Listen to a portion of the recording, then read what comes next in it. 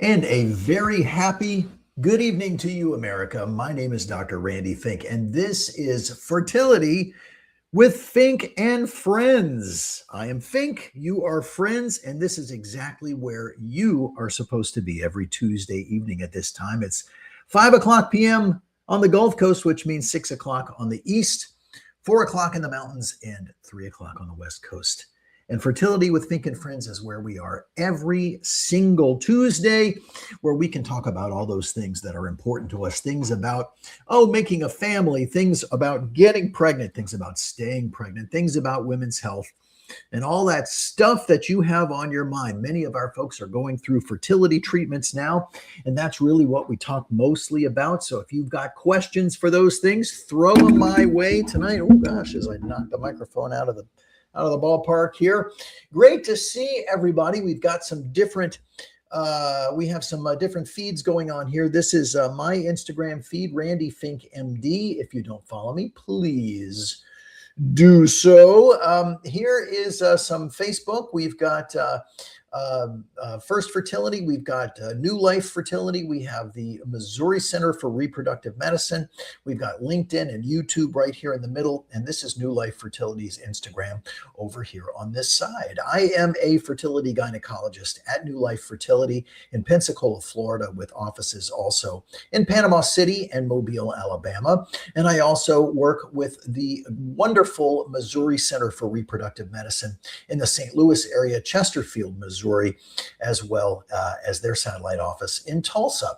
So happy to see you at any of those locations. We can do that virtually. All you have to do is pick up the phone or the internet, give us a call, set up a time. Happy to talk to you about what's going on in your life, in your world, or for that matter, in your cycle, because that's what we do here. A special good evening to, let's see, who was first? Rosa. Guess what? You're number one here. Thank you so much, as always, for being here. That's Rosa SD.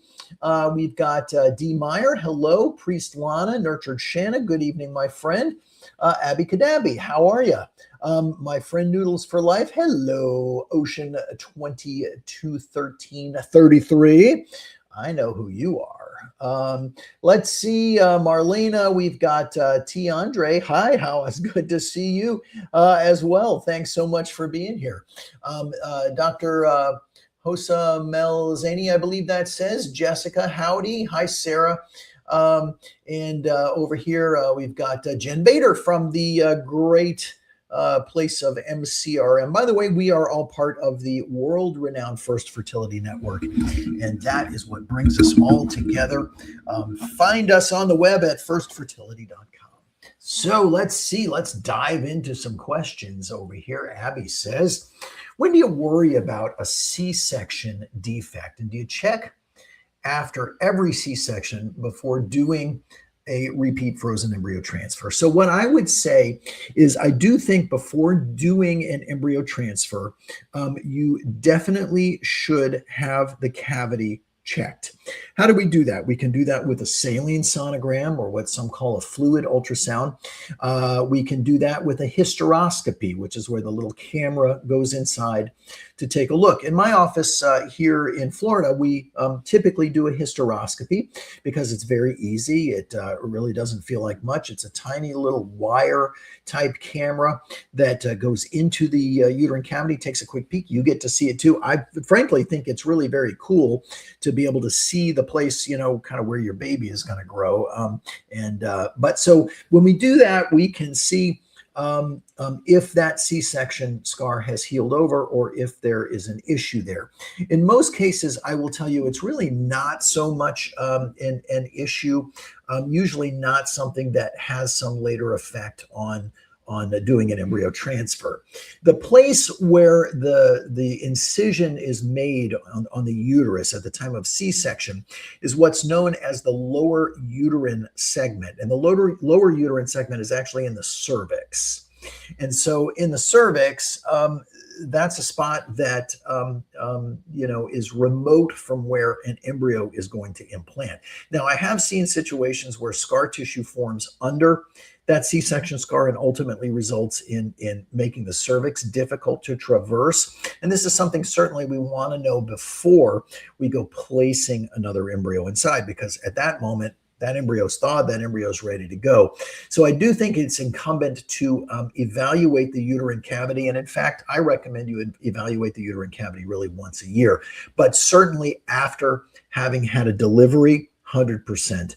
You do want to check that out, Abby Kadabby. Shanna says, can you please speak to short-term Medrol pack versus prednisone for an FET? I tend to implant, but followed by an early loss. Well, so what you're talking about there is using different types of steroids, corticosteroids, which are designed to turn down an inflammatory effect in the lining of the uterus. Now, the truth is there are actually very specific cases where using some steroids may be helpful when there is a known immune problem.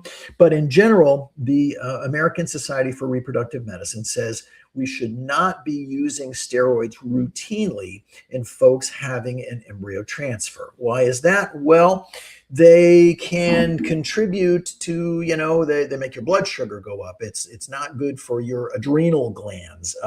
It really, is not something that you want to be on long term. Now, if you've done it before, I would say, okay, I think it's fine to do that. I know, Shanna, where you're having your transfer, pretty much everyone is put on steroids during an embryo transfer, even though there is no evidence that that is necessarily beneficial. So,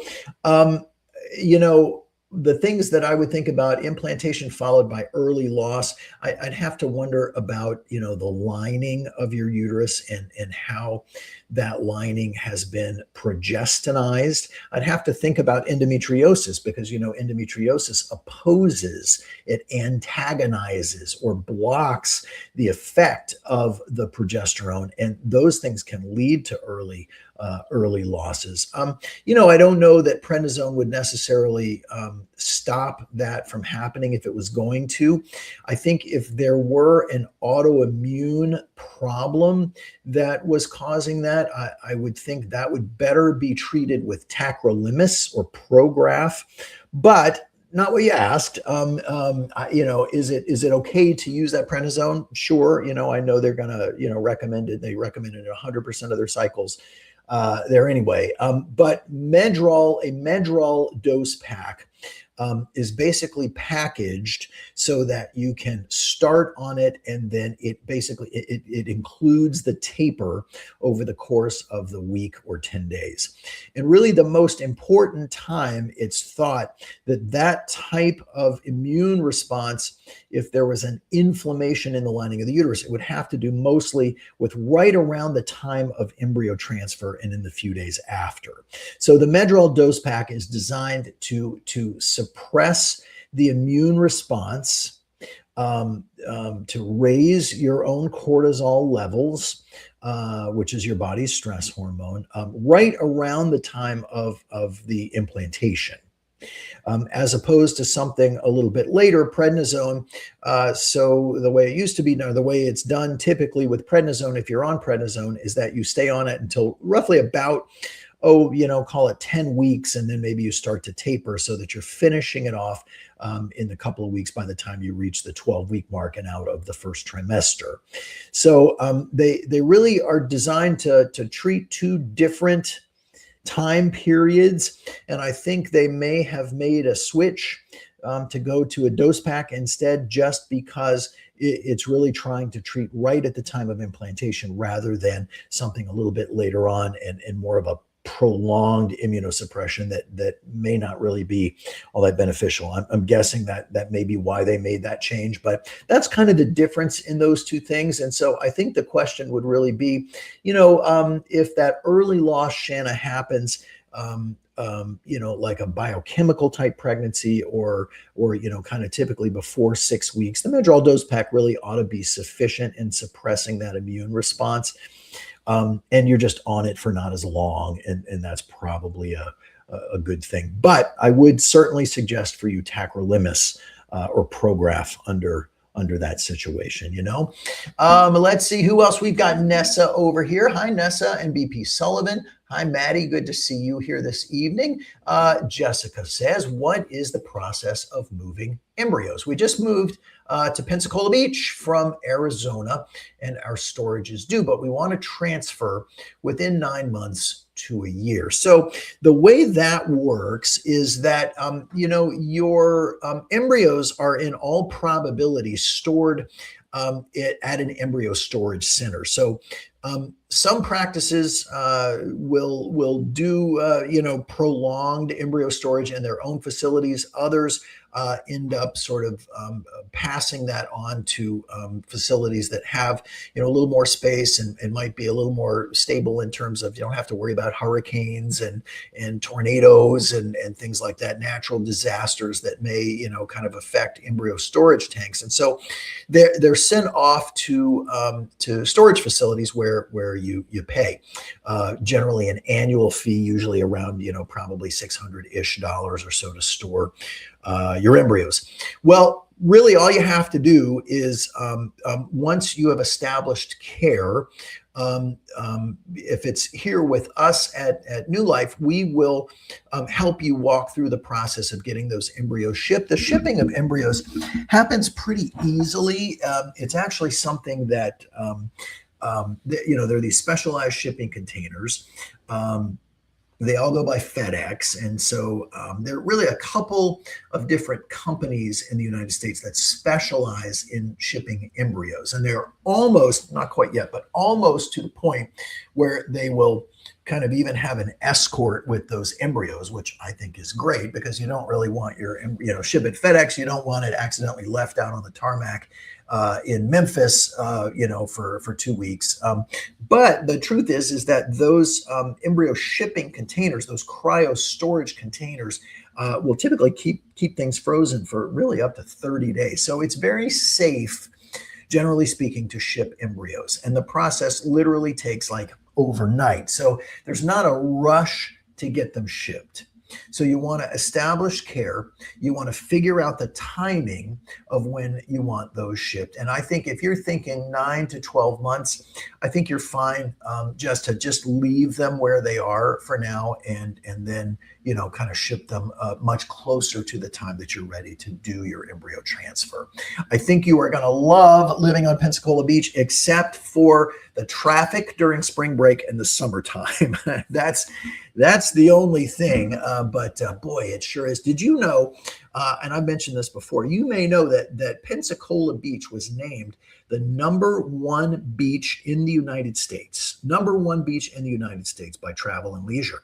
And the #2 beach in the United States actually happens to be one beach over to the east of Pensacola Beach, and that's called Navarre. Both of these places are just astonishingly beautiful with white sand and just beautiful water and everything else. So Jessica, I am jealous of you for living on the beach, and I hope it was a great decision. If you moved from Arizona, then you're used to the sand, but I think your sand was very different than that nice white sand on the beach. But welcome to Pensacola. Glad to have you here. Let's see what else we've got. Maddie says, Maddie May, Dr. Fink, hi, Joe and I are hoping to have our first IUI with Simona in Panama City this cycle. Is there anything we can do to help support success? In fact, yes, potentially so. And in fact, I was just talking about you guys today. So nice to see you here. Thanks for being on the show tonight. So the first thing is there are really 6 supplements that I recommend for embryo transfer. This is an evidence-based protocol, and the evidence shows us that these simple little additions can make a difference in terms of success with fertility and embryo transfer. So now you're doing an IUI, so that has kind of more to do, or as much to do, with egg quality. And so let's talk about the egg quality things. Number 1, prenatal vitamin. Well, kind of that's a duh, right? Everybody knows you're supposed to be taking a prenatal vitamin. Why are you supposed to take a prenatal vitamin? The number one reason is because of the folic acid. So you're supposed to be on 400 micrograms of folic acid for at least 3 months prior to doing prior to getting pregnant. And that's whether it's a spontaneous pregnancy or if you're doing a treatment. And that decreases the risk for certain types of birth defects, specifically spinal type birth defects, things like spina bifida. So prenatal vitamin is number one. My other just words of advice about a prenatal is please, and if you've heard me say this before, sorry to be repetitive, but redundancy is no sin here. And that is that a prenatal by and large is a prenatal. You do not need to overspend on prenatal vitamins. I have seen on the internet there are these $80, $100, $120 prenatal vitamins. And you think, wow, they're really expensive, so it must be so good, right? What I tell people is that if that vitamin can guarantee that your child will get a full scholarship to Harvard, then you scrounge the money and take that $100 prenatal. But pretty much most of it comes out in your urine. So I would recommend whatever you can tolerate. The $8 Walmart gummy is probably just as good as some of those more expensive prenatal vitamins. So the nuances with prenatals, some of them are formulated with fish oil in them, or in a separate capsule that includes some fish oil or omega-3, and that is actually the number 2 thing on the list, omega-3. What else? Some of them are a little coated. They have a coating, so maybe they're tolerated a little differently in the stomach. They don't cause nausea. Some of them have a little extra B6, so they're supposed to help you with nausea when you get pregnant. But really, for the most part, a prenatal is a prenatal. Some of them have methylated folates, but by and large, the cheap one is just as good as the most expensive one. So please don't overspend on a prenatal vitamin. When it comes to fish oil, the thing that makes and fish oil, by the way, is sometimes called DHA or EPA or omega-3. DHA is not the same thing as DHEA, which is something different, very different entirely. But the thing about fish oil is that it literally is the oil that most of the time comes from a sardine.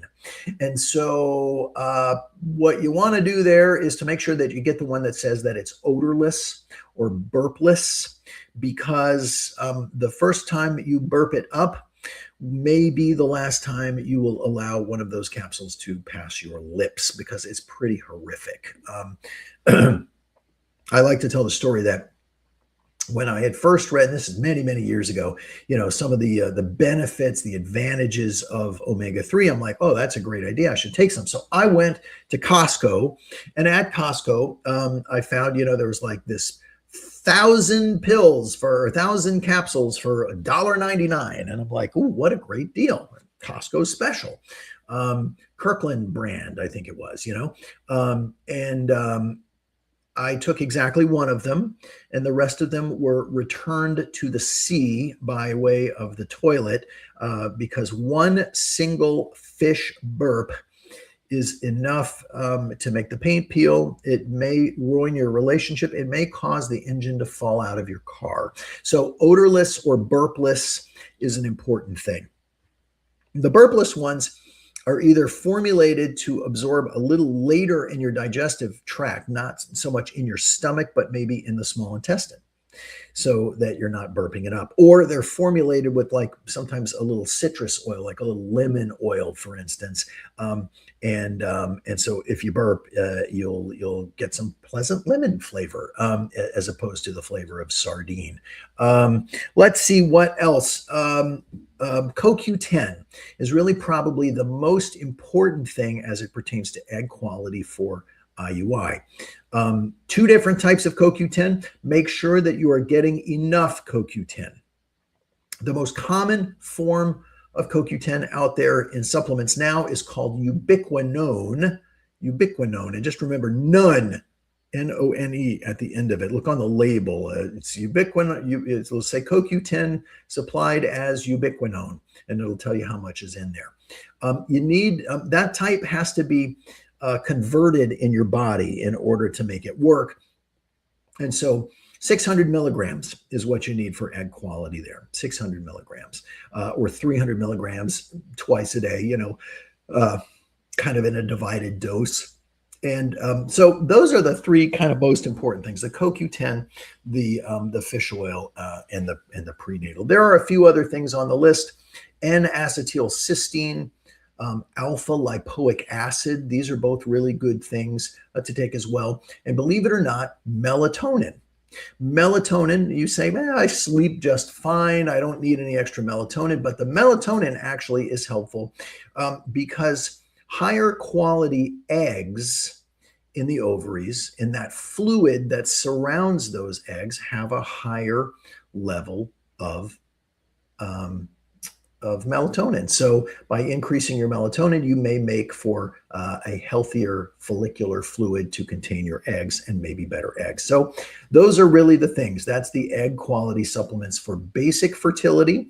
Anybody who's trying it at home, anybody who's doing ovulation induction with an IUI or even timed intercourse, and even basic IVF with a normal ovarian reserve. Those are the ones. But best of luck, Maddie. I think that this is going to work out great for you guys, and my fingers are crossed for sure. Brienne is here. Hello, good evening on the Facebook side. Do you recommend a fully medicated cycle for patients with endometriosis? I've read that adding estrase is not great for endo and it fuels it. I had a modified natural cycle result in a pregnancy of unknown location that required methotrexate. My next cycle, we're trying fully medicated with no suppression prior to. Well, so here's my concern there. So the first thing is, I don't believe, Brienne, that there's anything about the type of cycle, whether it's medicated or whether it's modified natural, that it has a higher risk for an ectopic. And when you talk about a pregnancy of unknown location, that means, well, your betas kept going up, but you weren't really sure where the pregnancy was. Was it in the tube? Was it in the uterus? You never got to see it by ultrasound, so you ended up having to get treated with that methotrexate. What I tell you there is, first of all, that the modified natural that you did resulted in a pregnancy. So to me, I'd say, well, gosh, that's a pretty good thing. You got pregnant with it. The problem was the pregnancy itself. It was not the protocol. There is no evidence that says that the protocol you use results in a pregnancy loss. And the fact that you got pregnant with that modified natural, which I think is an easier way to cycle anyway, says that worked for you. So the first thing I wonder about is, well, why change that? Because if it worked, it did a good job. It did what it was supposed to do. The pregnancy itself just wasn't able to keep growing. But again, that wasn't because of the protocol. So that'd be my first question. And the second thing that I'd be concerned about is not so much the effect of the medicated cycle on endometriosis, because you know what? You're going to get pregnant, God willing, fingers crossed here. You're going to get pregnant and your estrogen levels are going to be through the roof, sister. So you're going to have much higher estrogen levels. It really, the estrogen that you get as part of that medicated cycle is enough. It really mimics your natural menstrual cycle. So estrogen levels are really pretty close to about the same, just enough to get you to grow a lining. So, except if you did that modified natural with letrozole, that lowered your estradiol level, which, could have been a good thing there for you. But no suppression before getting pregnant. So you're known to have endometriosis. And endometriosis is known to stand in the way of pregnancies being able to implant. So it makes me a little concerned about, why you guys are making those decisions. They don't necessarily make a whole lot of A plus B equals C here to me. If it were me, I'd say, well, gosh, all right, you're known to have endometriosis. I would want to suppress you in all probability. Now, there are some nuances there. There might be times if you just had surgery for endometriosis, well, maybe you don't need suppression, but the modified natural, it worked for you. So why shift it? I don't think that had anything to do with the pregnancy working or not. But to answer your question, I'm not so worried about the estrogen and its effect on endometriosis. I'm worried about the endometriosis and its effect on getting your pregnancy to implant. You know what I'm saying? And just by way of understanding there, let's say that we have a euploid chromosomally normal embryo. All right, that chromosomally normal embryo gives you about a 65% probability of pregnancy. If you've got endometriosis that is manifesting itself in the uterine lining by way of a marker that's known as BCL6, then that 65% number drops down to about 8%, a little less than 10%, unless you suppress the endometriosis.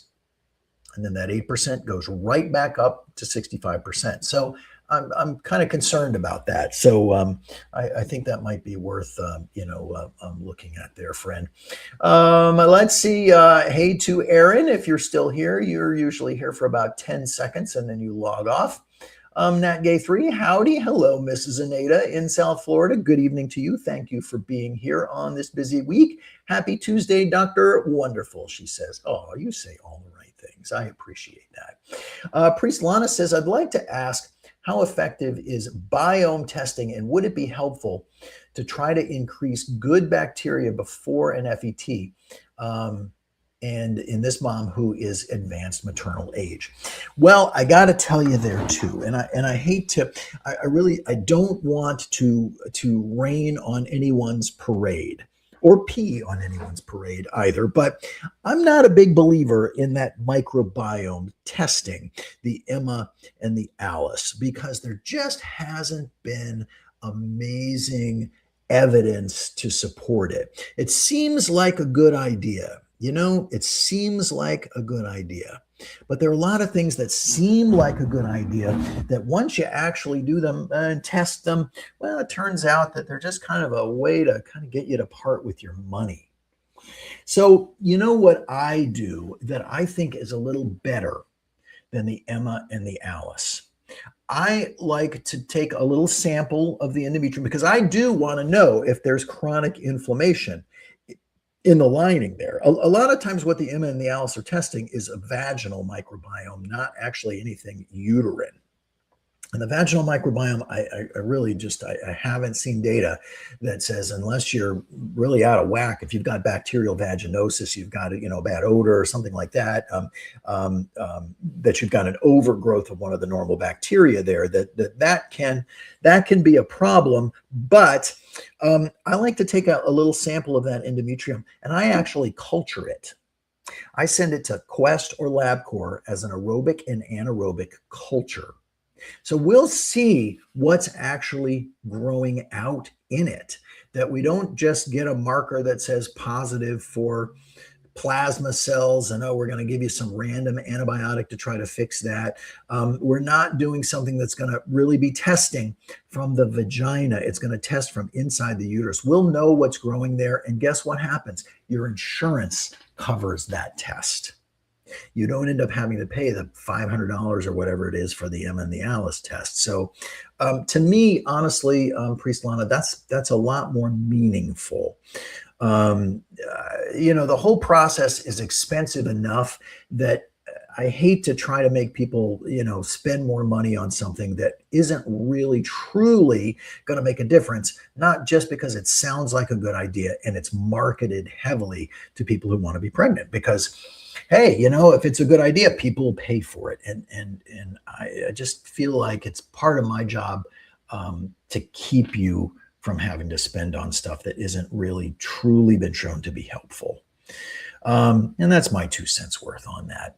Hey, it's just half past the hour here, and you're watching Fertility with Fink and Friends live from Pensacola, Florida tonight. I work for New Life Fertility in Pensacola and for the Missouri Center for Reproductive Medicine in St. Louis and Tulsa. And it's great to be here. And this is the time during our weekly broadcast where we do what I call the 5:30 Fuzzies with Fink. The Fuzzies with Fink, and it's not just because I have all this extra hair. It's because we want to send out some warm fuzzies to the people who need it tonight. The fertility process is an arduous one. It's difficult to go through. It can be hurtful. It can be very frightening, not knowing what's happening to you next. It can be painful. It is expensive. It's an emotional roller coaster. And most of all, it can feel very, very lonely. It can feel like you are the only one who is going through this process. This is the time during our show where we all stand together as one community so that each and every one of you out there knows that you are not alone. It may not be about fertility. It may be about family. It may be about work. It may be about school. It may be about relationships. All these things are the speed bumps, the obstacles we face in our lives. And they're a big challenge day in and day out. Well, at the time for the Fuzzies with Fink, we stand together. We send out all the good vibes to everybody tonight who is hurting, to everybody tonight who is sick, to everybody tonight who is worried or anxious or depressed or just not sure what happens next. The most important thing for you to know is that we're all in this together, that you are not alone. And as I am fond of saying when we close our program, tomorrow is a new day and it's full of all new adventures. So every step forward with hope. And please know we're all here. We're all here with you. Let's break the internet with kindness, put our arms together, and send out the warm fuzzies tonight to everybody who needs it right now. Thank you. That is the 5:30 Fuzzies with Fink. And if you have just joined, if this is your first time experiencing that, please come back next week, even if it's just for a few minutes before the bottom of the hour, because the more people we have, the more of that positive energy we can send out there. And I really do think that's something that makes a difference. I really, honestly, truly do. Is it possible to do breastfeeding and take Oralisa at the same time before transfer? No, it is not. I would not do that because Oralisa shuts down the hormones in the pituitary gland, and one of those hormones is prolactin, which causes your the production of your breast milk. Now, if you're breastfeeding, some of that reflex between the breast and the pituitary gland may keep that going, but then you're also going to be secreting some hormone blocker, which is what Oralisa is, into the breast milk, and the baby does not need that. So please do not take Oralisa at the same time as breastfeeding. Oralisa is one of those medications that we can use for suppression that we talked about for the endometriosis. Good question, though, there. Hey, Midgie and Jody Hoffman, if you're really on, you probably too, you showed up here for a second and then you logged off. Jody is my old redheaded friend. She's not old, but my redheaded friend of days of old who lives in Missouri now. And we miss you very much, Jody. You are truly a special human being. Let's see. Angela is here tonight. Hey, Angela, why would there be bleeding or spotting after a saline sonogram? I've had 6 of them. So you're like a professional. You should do your own saline sonograms and maybe you'd get a discount, actually, you know? And if you can do the ultrasound with it, they'll probably pay you. I'm just saying. Only the last one was there's some small blood clots after 2 to 3 days. Well, you know what's happening there? It is that, you use some fluid to look around on the inside. And a lot of time that fluid just still hangs out in the lining. It mixes up with all that extra tissue on the inside and decides to come out. A little bit of fluid goes a long way. So I would not be at all surprised that there was a little bit of bleeding in the days after a saline sonogram. Sometimes even the catheter that goes inside can dislodge a little piece of tissue, and that can create a little more bleeding. A little bit of blood, this much blood creates a clot that's this big, and so it's got no place else to go really but out the door. So I would say, Angela, that's probably what that was all about, I would think. Noodles asks, is there any harm or risk in moving embryos around to a different clinic? Is it all embryo move, or can it be done just one? Is there a risk for moving it multiple times? Well, so you know what happens when you ship an embryo is that they pull it out of the cryo storage and pretty quickly put it into a new or portable cryo storage tank. Then it's shipped. That cryo storage tank, in theory, should stay frozen. It gets to its new location. Somebody reaches into it, pulls it out of the transporter tank, and puts it into their more permanent tank. Well, it just depends on how long it's out of cryo from the time it goes from frozen to shipping container, and then from shipping container to frozen. In theory, that should be only a matter of moments, but I have seen problems. I have seen tales where the embryos come out and somebody gets distracted and they're out for a little too long. And that can be a problem for an embryo because we don't want them to start to thaw and then get refrozen. So in general, it's considered to be a very safe thing. And in fact, we know that thawing an embryo, freezing an embryo and then thawing it, has a success rate of really greater than 99% in most cases. So it usually is a very safe thing. I would feel comfortable in shipping them wherever you have to ship them, although I wouldn't do it willy-nilly. I would do it with a purpose. If you've moved or you've changed clinics or you decide you want Dr. Fink to transfer your next baby, then I think that's a very legitimate reason to do it. You don't do it just because, the place that I'm storing it charges me $600 a year, but the next place charges $575. So I want to save $25 a year. I wouldn't do that because realistically, the cost of transporting that embryo, you got to rent the transport device, you got to pay for the shipping and all those other things. So in general, keep them where they are. But when it comes time to, if your clinic stores them off site, when it's time to do your embryo transfer, they're going to ship them back there anyway. So I think it's okay. Can you ship just one? Usually they ship them all, just because, although I suppose that you could say, I only want them to ship 2 of them. I prefer, if there's 2, that we have 2.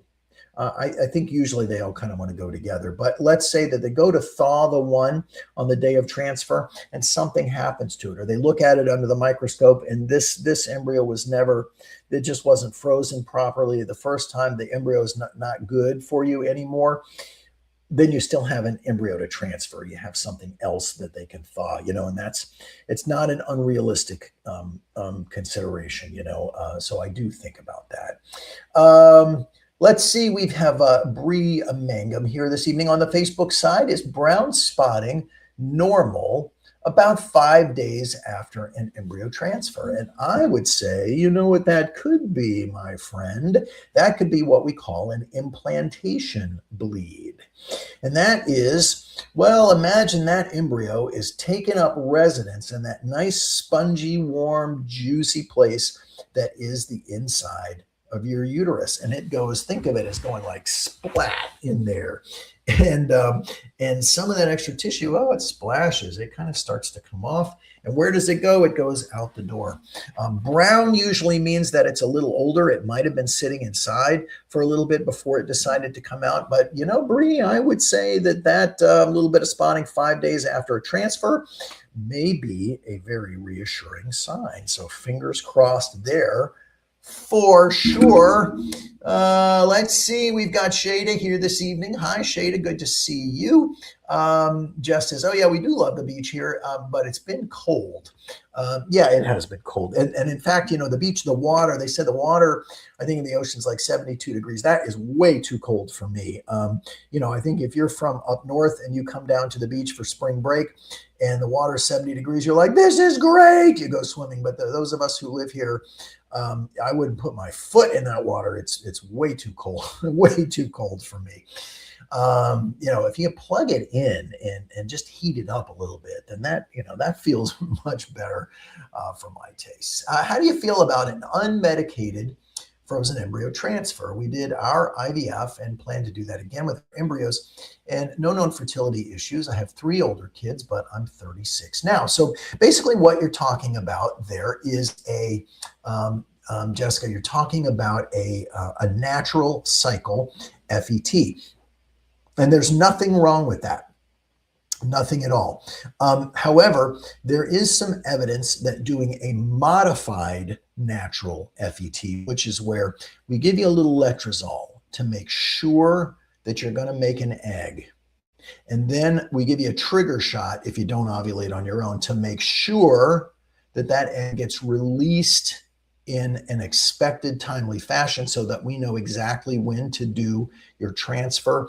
There is some evidence that shows that the modified natural may be a little bit better than just a natural cycle, but there's nothing wrong inherently with a natural cycle.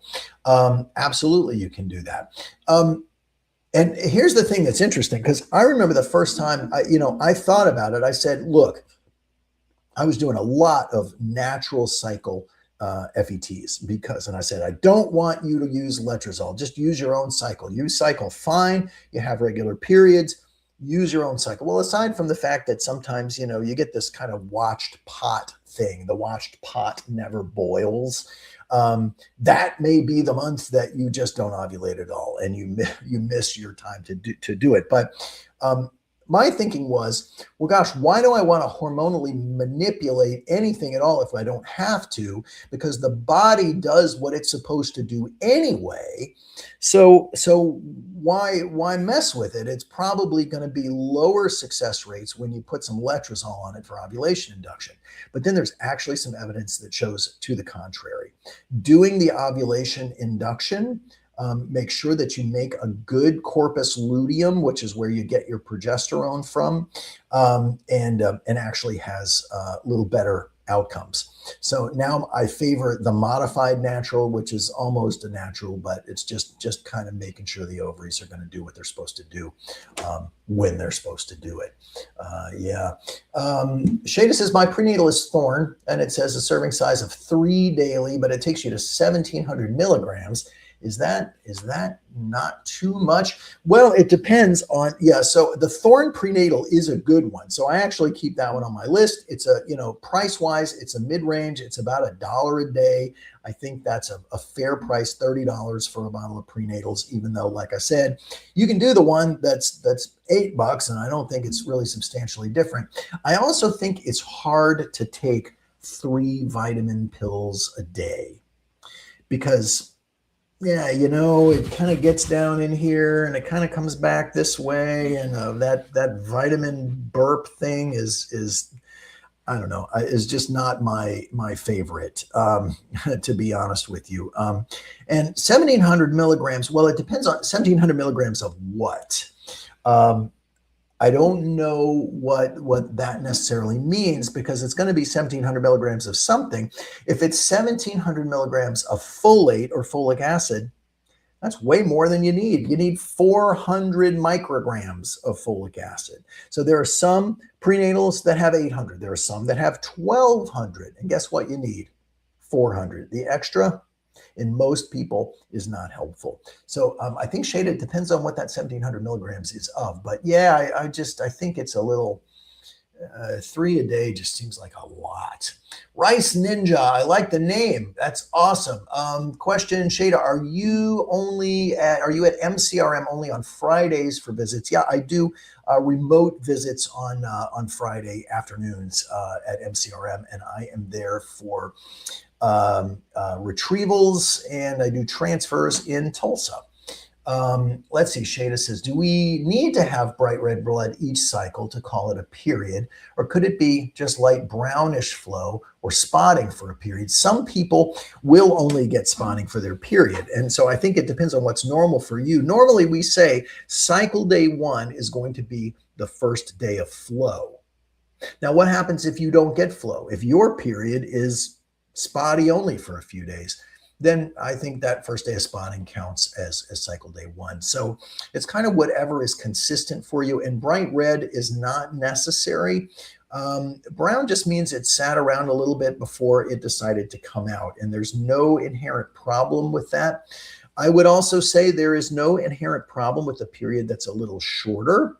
Like you say, well, I used to have, and I hear this a lot, I used to have, 7-day periods, and now they're only 4 days. And so I'm worried that that means something is wrong, or my uterus will not be able to hold a baby. And there's no correlation to that. And that just has to do with kind of how quickly the hormone levels drop and then come back up. So, and how heavy it is, if it's not heavy, I think that's actually probably a good thing. Heavier is not better. And some people just have very light periods, and some people have very heavy periods. So just as an aside there. Let's see what else we got going on here. You are welcome, Bree. I'm happy to help there. E. Winnick, good evening to you, NGPTV. Hi, Rachel Bowes. Oh, and yeah, Aaron says hi for 15 seconds. My good friend Logan, the therapist, one of the finest therapists I know, who lives in Northwest Arkansas. Logan, I don't know if you accept remote patients or only those who are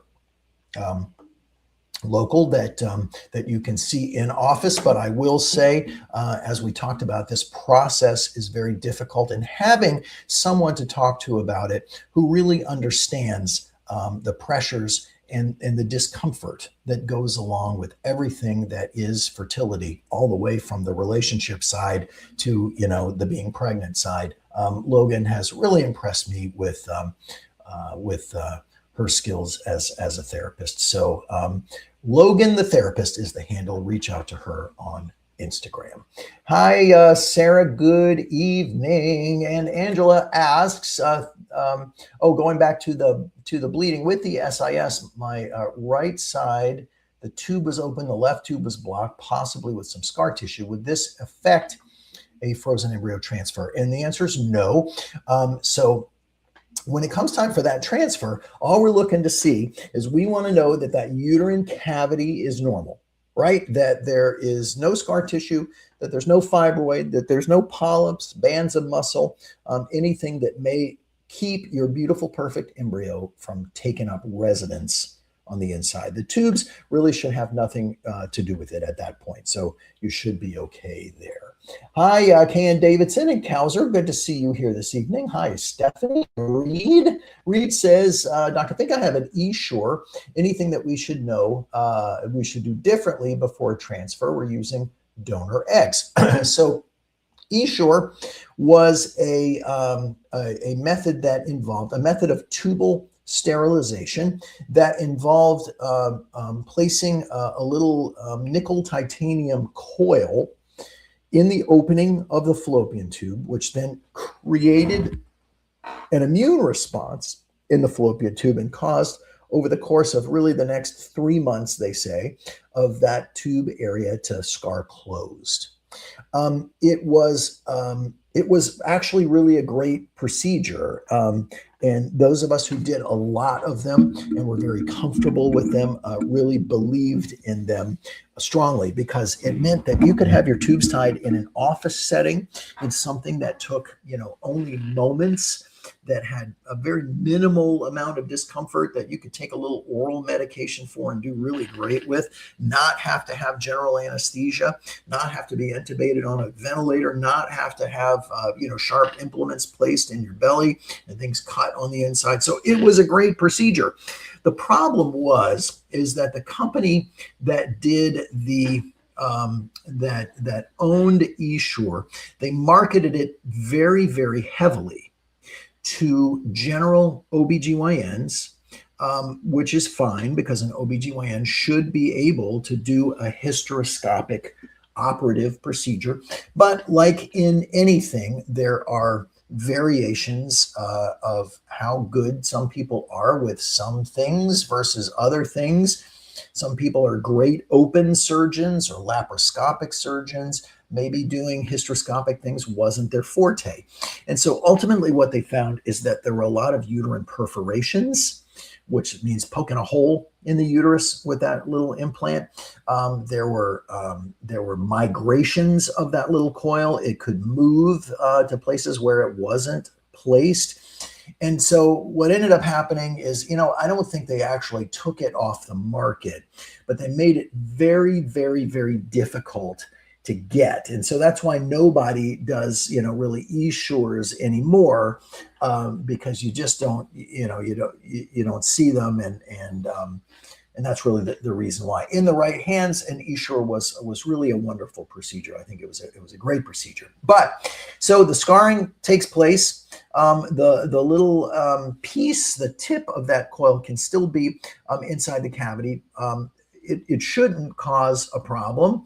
I certainly do think, Reed, that you guys should have a hysteroscopy to be able to look and just see what things look like inside and make sure that half of that coil isn't hanging out in the uterine cavity, because I have seen that.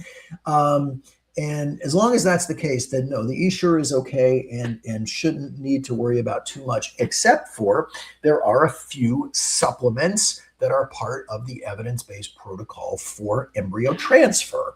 And that is prenatal vitamin, vitamin D, vitamin E, CoQ10, fish oil, and something that's called L-arginine. L-arginine is the one thing that's on that list that's not on an egg quality list. L-arginine is actually not good for eggs, but it's good for blood flow to the uterine lining. I like to make sure that everybody having an embryo transfer is on those 6 things: vitamin D, vitamin E, CoQ10, L-arginine, fish oil, and prenatal vitamin. Yeah, good question there. Angela asks, do most embryos implant on the fundus of the uterus? The fundus is the very top. It's, if the uterus looks something like this, cervix down here, the fundus is this part here, or on the outside of the uterus, this part. And I would say no, not necessarily. It can implant really anywhere inside the uterine cavity. The uterine cavity itself typically measures, anywhere from probably 3 to 6 centimeters on average, I think, in most people. So anywhere in that space, on the top, the bottom, or at the fundus in there, the embryo can implant. So yeah, good question. Hey, Haley, good evening. Let's see. Marlena asks, Dr. Fink, how many days before an egg retrieval do you stop stimulation? Well, so when you're doing your stims, typically you get your trigger shot. That trigger tells the brain to tell the ovaries, we are coming for those eggs. And usually about 36 hours later, some places do 35 hours, some places do 37 hours, but on average, about 36 hours later, you have your egg retrieval. Now, there are some situations where people may continue to get a little stimulation after the trigger, leading up to the transfer, like maybe you get stims the next day.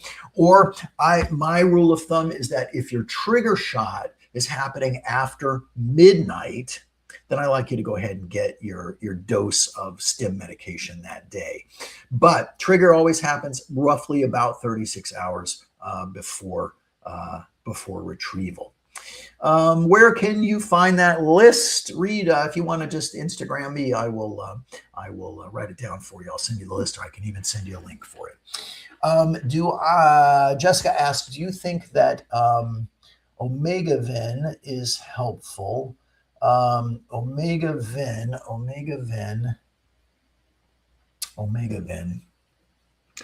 At this moment, that is, I know the name, but I can't think of Omega-Vin. Omega-Vin, I'm not sure if it's a vitamin. There is Omnitrope, which is growth hormone, which is controversial. Many of us think that it does something. And I just can't for the life of me think of, let's see, Omega-Vin. I'll get you that answer in one quick second. But meanwhile, hi, May Denise, Mary June. Shalom, Elizabeth. Nice to see you this evening here.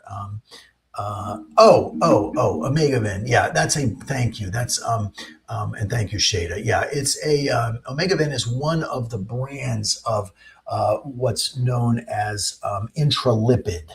It's a brand of intralipid, and that lipid infusion is said to be, fish oil IV infusion.